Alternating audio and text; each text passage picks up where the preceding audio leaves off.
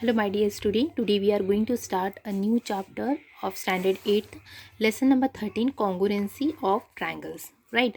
So, what is the lesson name? Congruence of triangles. So, first of all, we should know what do you mean by congruence, right? So, before that, you should know that congruent length. What do you mean by congruent length? Congruent angles, right? Congruent side, right? So, first of all, you know if I am going to draw a two line, अगर मैंने दो line ऐसे line segment ऐसे draw किया जिसका major equal है, जैसे कि ये 6 सेंटीमीटर है और ये भी 6 सेंटीमीटर, तो मैं कह सकती हूँ ये जो दो लाइन है वो कैसे कॉन्ग्रुएंट टू ईच अदर है। ठीक है, वैसे ही अगर मैंने दो एंगल ड्रॉ किया जिस एंगल का मेजर यहाँ पे 30 डिग्री है और इसका भी 30 डिग्री है, बट सपोज़ मैंने इसकी जो लेंथ एक लंबा कर दिया, मीन्स एक्सटेंड कर दिया, तो भी ये एंगल दोनों कॉन्ग्रुएंट हो गए। ठीक है, ये हो गए कॉन्ग्रुएंट एंगल और ये कॉन्ग्रुएंट लेंथ साइड है।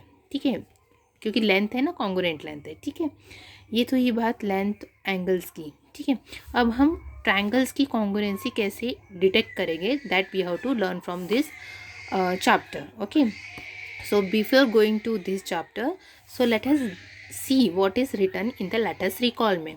तो यहाँ पे क्या लिखा हुआ है, write answer to the following questions referring to the adjacent figure. आपको एक फिगर दिया हुआ है, उससे आपको क्वेश्चंस के आंसर बताने हैं। ओके, तो what is the first question here, which is the angle opposite to the side D E.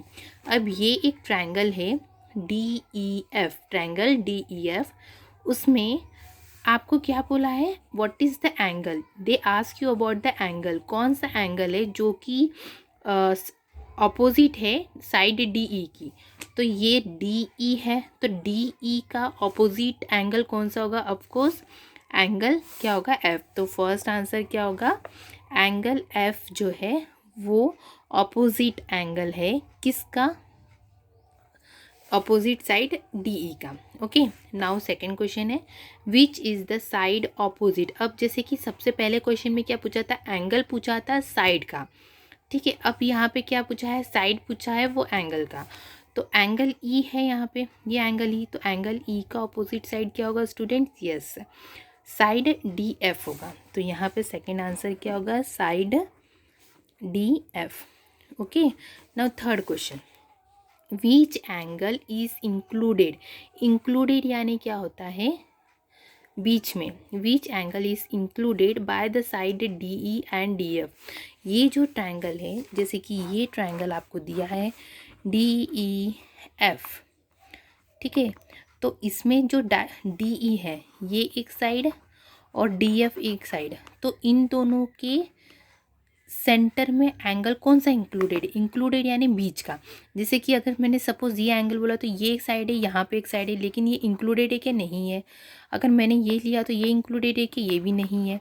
But आप देख सकते हो ये दो साइड के बीच में इंक्लूडेड एंगल कौन सा हो रहा है, एंगल डी।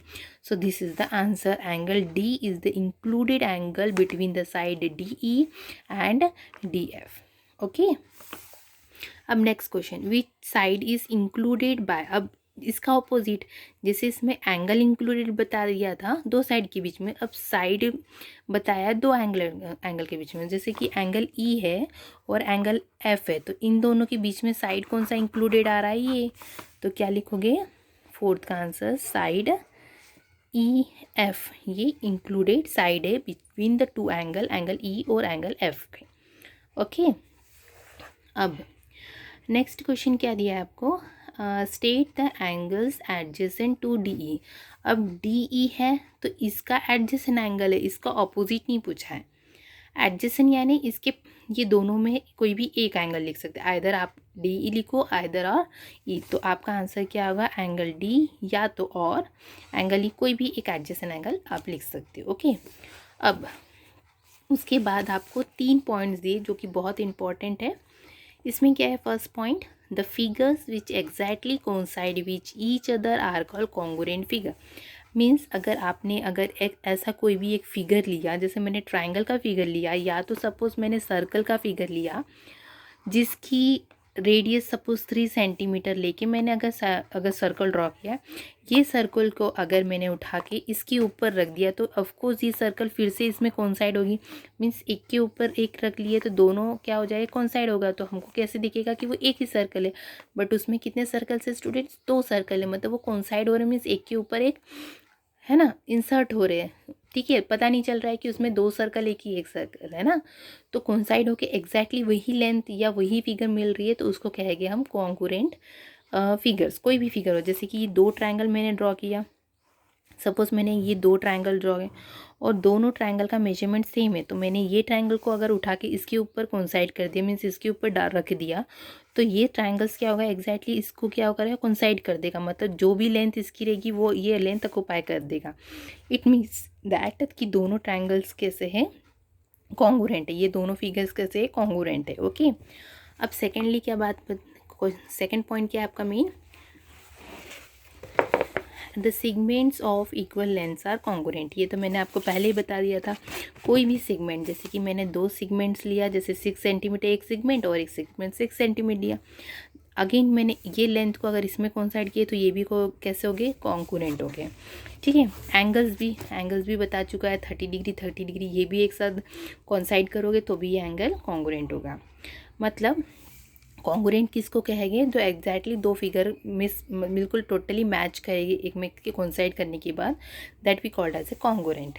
अब नेक्स्ट हमारा टॉपिक है, नेक्स्ट मेन टॉपिक आता है हमारा congruency of triangles. Congruency of triangles जानने के लिए हमें ट्रायंगल्स की क्राइटेरिया के ऊपर ध्यान देना पड़ेगा। क्राइटेरिया कैसी है, एस टेस्ट क्या होता है, सेकेंड एस टेस्ट क्या है, देन एस टेस्ट क्या होता है। ओके, ये सब आपको टेस्ट है, ये चैप्टर में आपको लर्न करना पड़ेगा। Okay, then only we can say that ये क्राइटेरिया। ओके, और we can say that a test है। ठीक है, तो सबसे पहले क्या टेस्ट देखेंगे हम, S test, then S test. Okay, then आप देखोगे एस रहा, तो या तो आप लिख सकते हो एस टेस्ट, और इसको लिख सकते हो ए टेस्ट, और नेक्स्ट है ए टेस्ट, और फिफ्थ आपका होगा हाइपोटेनियस साइड टेस्ट। ये सब ट्रायंगल की क्राइटेरिया है, जो कि on the basis of this test only you can find or you can solve each and any problem based on this congruency of triangle. Okay, so let us learn one by one criteria of test. तो सबसे पहले बात आती है आपकी 1:1 correspondence किसके कहते हैं। ठीक है, सबसे पहले आज हम डिस्कस करेंगे 1:1 करस्पॉन्डेंस किसे कहते हैं। ठीक है, जैसे कि सपोज मैंने ऐसे ट्रायंगल ड्रॉ कर दिया और मैंने एक साइड ट्रायंगल इस तरह ड्रॉ कर दिया। ठीक है, अब ये ट्रायंगल का नाम ले लिया ABC और ये ट्रायंगल का नाम ले लिया PQR। अब आप देख सकते हो कि अगर मैंने ये ट्रायंगल को या तो ये ट्रायंगल को इसके ऊपर कोइंसाइड किया, मीन्स ये ट्रायंगल इस तरह है तो मैंने इसको उठा के इस तरह इसके ऊपर रख दिया, तो एग्जैक्टली दोनों मैच हो जाएंगे, मीन्स कोइंसाइड हो जाएंगे। ठीक है, कोइंसाइड करने के बाद हम क्या कहेंगे कि दोनों ओवरलैप कर रहे हैं एक में से। मतलब ये जो पॉइंट A है, ये पॉइंट में कोइंसाइड कौन सा पॉइंट करेगा, P। ये B वाला जो पॉइंट है वो कोइंसाइड किसको करेगा, Q को। और ये जो C है, ये पॉइंट किसको कोइंसाइड करेगा, R को। ओके, इसका मतलब क्या होता है, हम कंक्लूड क्या, हम इस फिगर से हम कंक्लूजन क्या करते हैं कि जो वर्टेक्स है, जैसे कि वर्टेक्स A जो है वो करस्पॉन्ड कर रहा है वर्टेक्स P को, vertex B correspond to vertex Q and vertex C corresponding to R। और करस्पॉन्डिंग की साइन कैसे यूज़ होती है, इस तरह, इसको करस्पॉन्डिंग की साइन कहते हैं स्टूडेंट्स, और इसको कहते हैं कॉन्ग्रुएंट की sign. Okay, have you understood.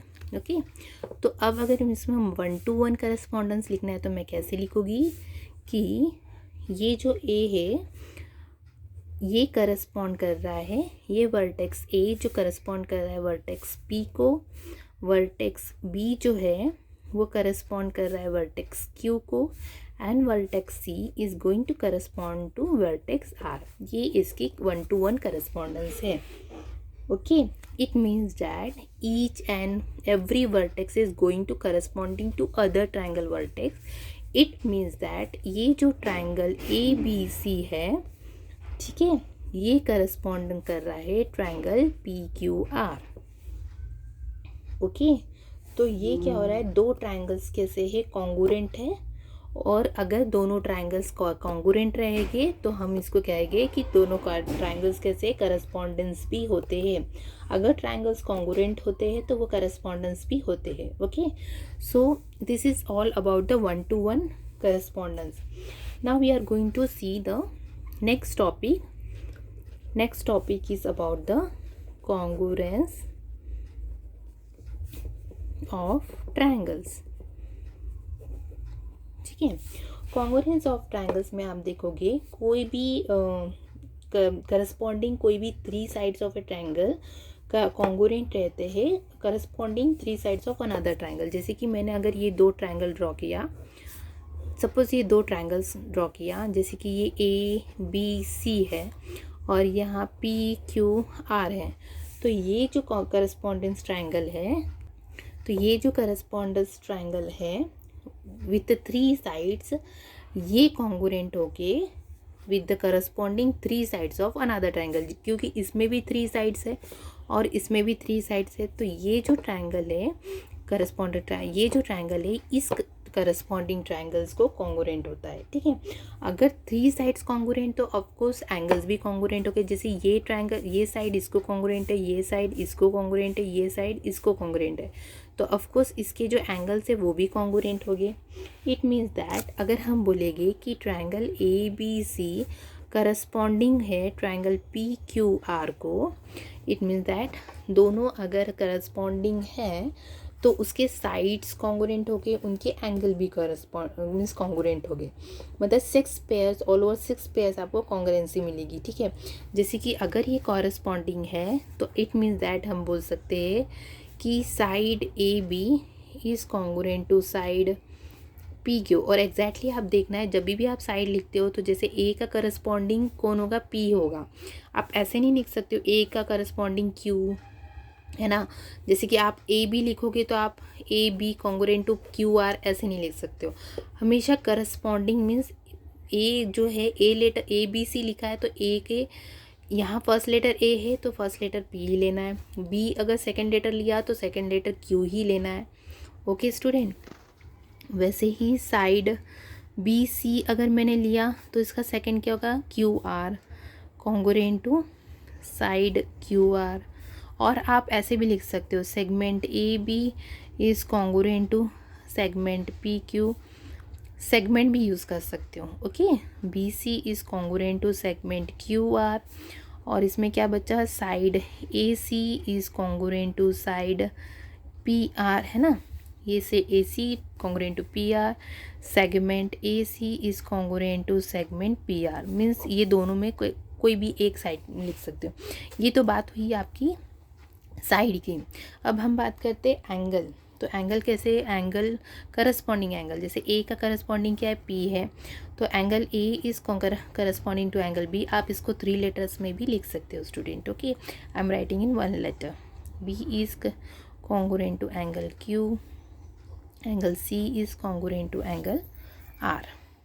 Okay, so after that we can say that triangle ABC is congruent to triangle PQR।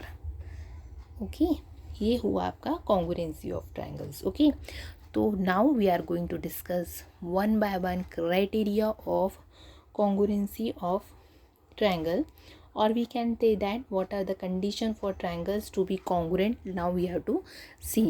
ठीक है, तो हम देखते हैं फर्स्ट। सो लेट अस सी फर्स्ट कंडीशन क्या है, SSS, इसे कहते हैं SSS टेस्ट को। फुल फॉर्म क्या है यहाँ पे, side side. Okay, better students, we will see in the next lecture video. Okay, it's good only for us. Thank you.